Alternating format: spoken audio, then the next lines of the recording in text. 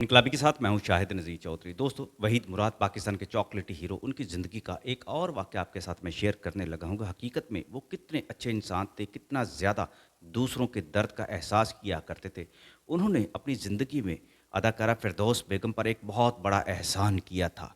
ये तो आप सभी जानते हैं कि एजाज़ साहब और फ़िरदौस के दरमियान हीर रांझे वाली मोहब्बत बड़ी मशहूर थी और आज की भी बहुत सारे लोग उन्हें पाकिस्तानी फ़िल्मों का हीर रांझा ही समझते हैं। जब भी उनके बारे में कोई मज़मून लिखा जाता है, फ़िरदौस को कहा जाता है पाकिस्तान की हीर, और जब एजाज़ साहब की बात की जाती है, तो कहा जाता है पाकिस्तान के रांझा।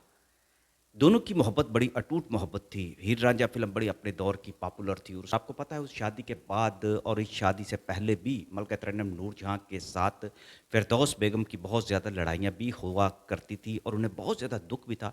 फिर शादी भी होगी फ़िरदौस और एजाज़ साहब की।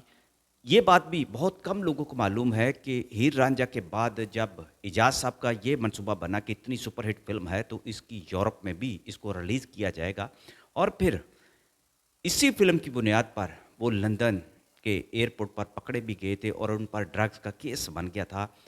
मालूम ये हुआ कि हीर रांझा की फ़िल्मों के जो प्रिंट थे, जो डब्बे थे, उनके अंदर मनशियात रखी गई थी और ये कैस ऐसा ही केस बना था। इसके हक़ाइक़ बहुत सारे लोगों को मालूम है, लेकिन वो असल जो हक़ाइक़ हैं, उस पर बात कोई नहीं करता। लेकिन सितम ज़रीफ़ी और ज़ुल्म और नाइंसाफ़ी ये हुई कि एजाज़ साहब को जेल हो गई और कई साल तक वो फिर लंदन की जेल में रहे थे। एजाज साहब जब जेल में थे तो इधर मलका तरन्नुम नूरजहाँ भी तड़पा करती थी और उनके फ़राक में और उनसे मिलने के लिए बेताब हुआ करती थी। दूसरी तरफ फ़िरदौस बेगम का भी यही हाल था। अब दोनों जब जाया करती थी लंदन में उनसे मुलाकात के लिए जेल में, तो बहुत सारे ऐसे वाक़यात फिर रूनुमा हुए कि दोनों आपस में लड़ पड़ती थी और झगड़ा हो जाता था और जेल के हुकाम जो थे, बड़े परेशान हो जाया करते थे कि इनकी मुलाकात जो है वो कैंसल कर दी जाए। लेकिन वो यूरोप था, इंसानी हकूक़ की बात भी की जाती थी और कैदियों के हकूक़ की भी बात की जाती है। इसलिए दोनों की मुलाकातें भी हो जाती और इस लड़ाई पर एजाज साहब बड़े परेशान भी हुआ करते थे। फिर ऐसा हुआ कि एक दिन वहीद मुराद साहब जब लंदन में मौजूद थे तो उनकी मुलाकात फ़िरदौस बेगम से हो गई। उनके गले लग गई और रोने लग पड़ी। वहीद मुराद साहब ने पूछा कि हुआ क्या है? ये तो बात उन्हें मालूम थी कि वो यकीनी तौर पर एजाज साहब से मुलाकात के लिए आई हैं, लेकिन वो ये भी समझते थे कि उनको इस वक़्त शदीद किस्म की तकलीफ़ का सामना भी करना पड़ रहा है। फ़िरदौस बेगम ने बताया कि उनकी अब एजाज के साथ मुलाकातें नहीं हो रहीं और एजाज को उनके बारे में गुमराह कर दिया गया है और उनको ये कहा गया है कि ये आपके साथ वफ़ा नहीं कर रही, और इस तरह की बहुत सारी ऐसी बातें हैं जिसके बाद एजाज के साथ मेरी मुलाकात नहीं हो पा रही और मैं उससे मिले बगैर वापस नहीं जाऊँगी। ये कुछ ऐसे मामला थे, कुछ जज़्बाती शिद्दत इसमें इतनी ज़्यादा थी कि वहीद मुराद साहब खुद बड़े परेशान हो गए और उन्होंने अपने बैरिस्टर दोस्त से राब्ता किया। फिर उनकी मदद से वो फ़िरदौस बेगम को लेकर पाकिस्तान के हाई कमीशन में गए और वहाँ जाकर ये बात की। तो वहाँ से जब आगे मामलात का पता चला तो यही कहानी निकली कि जब ये दोनों बेगमात मिलती हैं तो जेल के अंदर भी बड़े नाखुशगवार वाक़यात रूनुमा होते हैं। वहीद मुराद साहब खुद बड़े इस बात पर हैरान भी हुए और परेशान भी हुए, लेकिन वो कर क्या सकते थे? लेकिन उन्होंने जो किया वो भी एक मिसाल बन गया था। उन्होंने फ़िरदौस बेगम को कहा कि मैं मुलाकात की पूरी कोशिश करता हूँ और अपने असर और रसूख को इस्तेमाल करने की कोशिश करूँगा।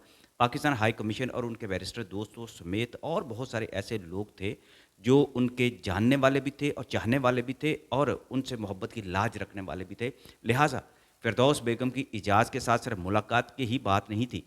एजाज़ के साथ उनकी दोबारा से जो ताल्लुकात को बहाली का भी एक बहुत बड़ा चैलेंज था, जो फिर वहीद मुराद साहब ने पूरा करना था और उन्होंने वादा कर लिया कि वो एजाज़ के साथ उन्हें मिलवा कर रहेंगे। ये थोड़ा-सा मुश्किल हो गया था और उससे पहले जब पाकिस्तान हाई कमीशन की मदद से मालूम हुआ कि जेल के हुकाम में एक ऐसे पाकिस्तानी भी मौजूद हैं, तो फिर वहीद मुराद साहब ने फ़िरदौस बेगम को एक मशवरा दिया और फिर उस मशवरे पर अमल करते हुए उन्होंने वहाँ बड़ी मुश्किल से किताब का बंदोबस्त किया। उस किताब का नाम था हीर रांझा, जो पाकिस्तान में लिखी गई थी और वहाँ भी लंदन की लाइब्रेरी में मौजूद थी, और उसके ऊपर फ़िरदौस बेगम ने अपने हाथों से एक दिल का निशान बनाया, उस पे तीर का निशान बनाया और उसके ऊपर लिखा फ़कत आपकी हीर। और ये किताब जो थी, कहा जाता है कि एजाज साहब तक पहुँचाई गई और जब वो किताब का पहला उन्होंने सफ़ा खोला और फ़िरदौस के दस्तखत देखे और ऊपर हीर का नाम लिखा हुआ देखा, तो वो कहते हैं कि उनकी आँखों से आँसू निकल आए। वहीद मुराद साहब ने जब अपनी पूरी कोशिश करके फ़िरदौस बेगम को जेल तक पहुँचाया, اور پھر دونوں کی ملاقاتیں ہوئیں، بعد میں فردوس بیگم نے کہا کہ ہمارے گلے شکوے ختم ہو گئے ہیں، لیکن یہ ملاقات نہ ہوتی تو پھر اجاز سے کبھی زندگی میں میری ملاقات نہ ہوتی۔ فردوس بیگم اپنی زندگی کے آخری سانس تک وحید مراد کو دعائیں دیا کرتی تھی اور کہا کرتی تھی کہ وحید مراد صرف فلموں کے ہیرو نہیں تھے، دلوں کے بھی ہیرو تھے،